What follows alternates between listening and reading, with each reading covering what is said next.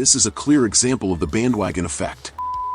Hey guys, how are you? I hope you're all doing well. I'm the Monio, the interdimensional demon who talks about Iron Man the most on YouTube, and you're on my channel. And with the premiere of the Iron Heart series, many people were upset with one of Riri Williams' quotes, saying that Tony Stark wouldn't be who he is if he wasn't a billionaire, that this would be attacking Iron Man's legacy. But guys, let's get to the facts. She's 100% right. Tony can only build his armors on his own because he's a billionaire. This is actually quite obvious to anyone who follows the character in movies, cartoons, and comics. But the Monio, Tony Stark built his first armor in a cave, using only scrap metal. He never needed money. And I tell you, whoever is saying this hasn't watched the movie. Let's talk about this. This phrase was said by Obadiah Stane in the first Iron Man movie from 2008, in a scene where scientists are trying to make a portable version of the arc reactor, and they say they can't, and Obadiah Stane says that Tony managed to do it in a cave.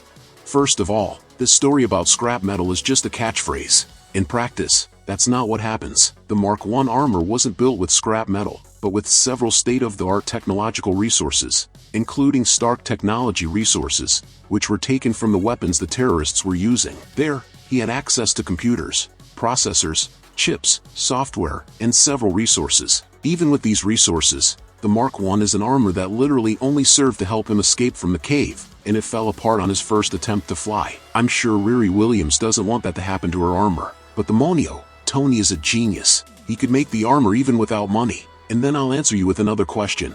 Why didn't he build the armor he uses in the movie back in the cave? By the way, do you remember how Tony built that first armor? Well, technically he didn't even build it. He designed it and asked Jarvis to build it on the assembly line he has in his mansion, which is basically a giant 3D printer that uses all kinds of materials, so he didn't use a single hammer to build it. And don't get me wrong, I'm not putting Tony down. He is a genius indeed. But to say that he could build any of his armors without money is simply not understanding how the world works. Each Stark armor costs billions of dollars. This has already been confirmed and said by Tony himself, not only in the movies but also in animations and comics. That's more money than the entire economy of small countries. If you look at most stories about mad scientists who create some evil technology, they always have someone financing their research, because you simply can't create technology if you don't have a lot of money at your disposal. And this financial barrier is precisely one of the things that the series will apparently address. But the Monio, you're defending a series that is horrible and that nobody liked. I'm not defending anything. I don't know if the series is good or bad.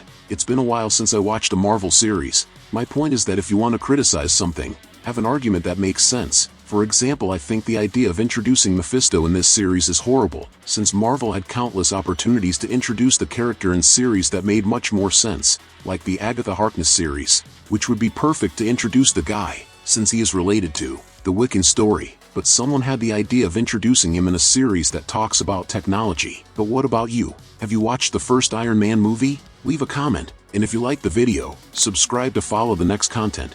Until next time my people, demonic hugs.